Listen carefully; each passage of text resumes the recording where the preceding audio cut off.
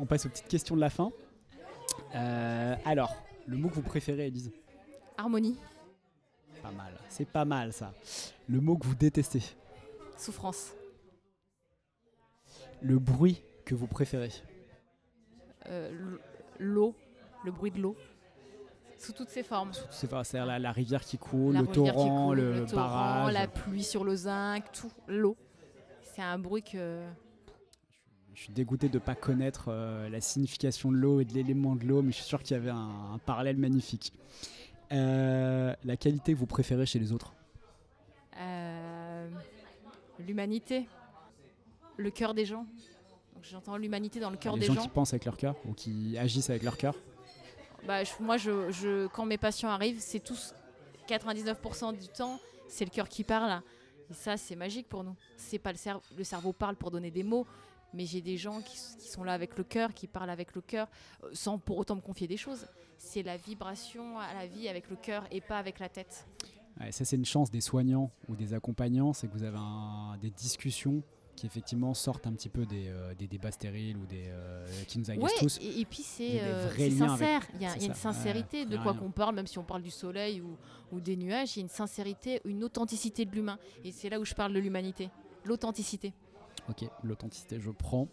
Une personne qui mériterait d'être admirée, à votre avis, dans notre époque et qui n'est pas assez valorisée, selon vous? Merde, alors là, je sais pas.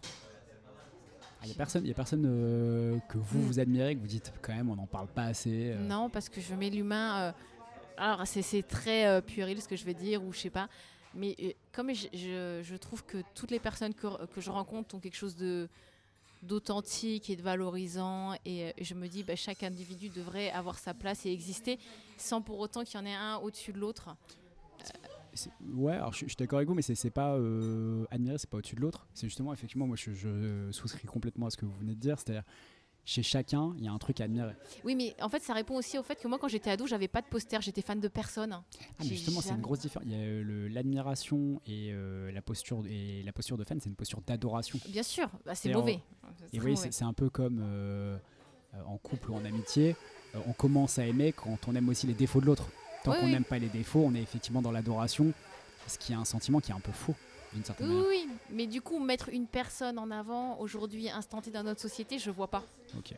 Je mettrais tout le monde en avant. Ouais. Mais tout le monde, de la manière dont je les vois dans mon cabinet. Hein. Pas tout le monde à la manière dont ils sont sur Instagram et les réseaux sociaux. Quand ils sont sincères. Mais oui, dans mon cabinet, parce que moi aussi, ils sont sur Insta, c'est plus les mêmes personnes que j'ai. Et alors, qui est-ce que vous voudriez qui vous succède? Mais succède où? Je suis jeune? Non, qui vous succède ici. Ici où? Dans le podcast. Qui est-ce que vous voudriez? Est-ce qu'il y a une personne dont le parcours vous intéresse, je reformule, et dont vous seriez intéressé de connaître le parcours Ah non, moi je veux la surprise. Ce que j'aime, c'est les surprises. J'aime me faire surprendre par la vie, donc découvrir et pas... découvrir, comme quand on allume la radio et qu'on entend quelqu'un ou une musique et on ne sait pas. Et c'est cette découverte qui est intéressante pour moi. Ok, super, merci beaucoup. Dernière question, j'ai promis de la poser. Pourquoi le travail sur la mâchoire? Pourquoi vous appuyez à l'intérieur de la mâchoire alors que ça fait hyper mal, on veut savoir? Alors la mâchoire c'est très émotionnel. Donc pour 99%, il y a beaucoup de choses qui sont concentrées dans les mâchoires. Deuxièmement, parce que posturalement, ça descend jusqu'aux pieds, les chaînes de la mâchoire, et qu'on peut avoir un équilibre antéro-postérieur qui est très déséquilibré à cause de ça. Les muscles de la mâchoire sont très puissants, c'est des chaînes de puissance, donc dès que vous faites un sport un peu puissant, vous appuyez sur vos mâchoires, parce que le capteur dentaire est quelque chose de... La langue ressent à moindre minima le déséquilibre dans votre bouche. C'est pour ça que quand vous allez chez le dentiste, que vous avez un implant, il y a quelque chose, vous le sentez tout de suite et vous êtes mal. Donc la sphère ORL, la mâchoire a cette importance pour moi qui est à plein de niveaux.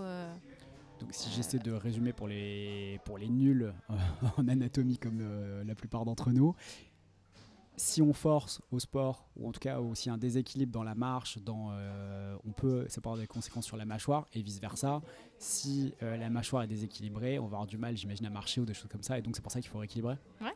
Ok, super. Ça va très très loin les mâchoires. Et ça a mis des années la mâchoire. Maintenant les dentistes en voient, les orthodontistes en voient. Je crois que c'est un dentiste, Monsieur Clausade, qui a été un des premiers à accepter l'idée qu'en ostéopathie et qu'il y avait un rapport entre les pieds, les dents, la posture. Et il traite les dents selon si la priorité va être de mettre des semelles ou de faire autre chose. Et après, il traitera les dents ou inversement. Ça commencera par ça. Et c'est un des rares, au niveau buccal, qui a accepté que les dents n'étaient pas juste des dents, que les dents n'étaient pas juste là que pour mâcher, que quand on avait des tensions dentaires, on pouvait avoir des irradiations jusque dans les yeux et jusque dans les cervicales, et de l'importance de la dent, de la bouche, dans la place du corps. Et pour nous, ça a été une grande avancée en ostéopathie, même en kiné, parce qu'on s'en sert aussi en kiné. Pour les posturaux, pour les podologues, c'est très important la mâchoire. Et l'impact de la mâchoire, au-delà de... Vous avez le temporal, l'os de l'oreille. Devant, vous avez la pommette, qui est le malaire. Le malaire est la clé de la face, tous les os de la face. Et vous avez le maxillaire, la mandibule. Et derrière, vous avez le temporal et l'occiput. Et vous avez des clés sur ces os-là, pour faire bouger ce qui se passe devant, donc qui va avoir un impact sur vos yeux, la tension dans l'œil, sur les congestions nasales, sur les sinusites, sur l'action sur les nuques, donc sur les bras, et derrière avec l'occiput, la vascularisation, beaucoup de choses. Voilà, c'est quand même quelque chose d'assez clé dans le corps qu'on n'imagine pas. Donc on souffre, mais ça a une c'est pour des bonnes raisons. On est content de le savoir maintenant. Ouais. Merci beaucoup, Élise. Pas de rien. À très vite. On est bien là, il y a un petit courant d'air. Merci de nous avoir écoutés. J'espère que vous avez kiffé, que vous avez appris des choses et peut-être même pris conscience d'autres choses. Si c'est le cas, n'hésitez pas, partagez ce podcast avec vos proches. Et si vous voulez me suggérer des invités ou des thèmes d'entretien, sur ce sujet je suis particulièrement à l'écoute. Et si vous avez des remarques ou des commentaires, vous trouverez les coordonnées du podcast et les miennes dans la page de description de l'épisode. À bientôt pour justement le prochain épisode. Mais vous savez, l'amour et l'amitié, ça marche avec l'admiration.